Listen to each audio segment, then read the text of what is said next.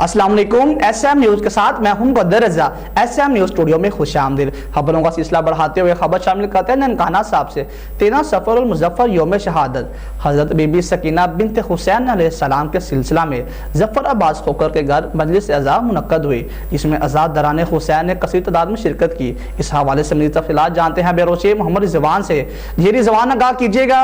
جی بالکل، ننکانہ صاحب میں بھی 13 صفر یوم شہادت حضرت بی بی سکینہ بنت الحسین کے سلسلہ میں ظفرعباس کھوکھر کی رہائش گاہ پر مجلس عزاء منعقد ہوئی، جس میں عزاء دران حسین نے کثیر تعداد میں شرکت کی۔ مجلس میں ذاکر اہل بیت خرم عباس، راشد عباس، خطیب اہل بیت سید محمد تقی، رضا شرازی اور علامہ نجید عباس نے خطاب کرتے ہوئے کہا کہ حضرت بی بی سکینہ اپنے والد حضرت امام حسین کی نماز شب کی دعاؤں کا نتیجہ تھی۔ آپ سب سے چھوٹی پیاری اور امام حسین کی چہتی بیٹی تھی۔ یوم عاشوراء آپ سے بچوں کی پیاس نہیں دیکھی جاتی تھی، تو آپ نے اپنے چاچا حضرت غازی عباس علمدار کو اپنی خشک مشق لا کر دی۔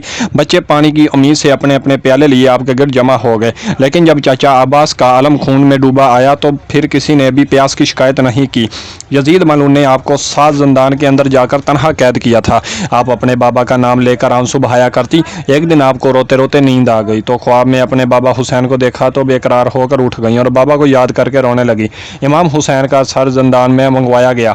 جیسے ہی آپ کو بابا کا سر ملا تو آپ اس سے لپٹ کر بہت روئیں اور اپنے مصائب اپنے بابا کو سنائے اور بولتے بولتے چپ ہو گئی۔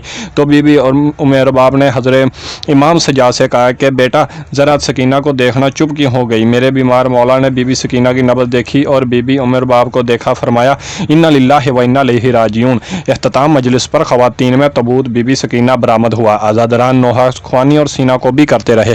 جلوس اپنے مقرر راستوں سے ہوتا ہوا خالد عباس کھوکھر کے گھر پہنچ کر اختتام پذیر ہوا۔ عزاداران حسین کے لیے لنگر کا بھی وسیع انتظام تھا۔ جلوس اور مجلس کی سیکورٹی کے فل فروغ انتظامات کیے گئے تھے۔ بہت شکریہ رضوان، تفصیلات سے آگاہ کرنے کا۔ مزید خبروں کے لیے دیکھتے رہیے ایس ایم نیوز۔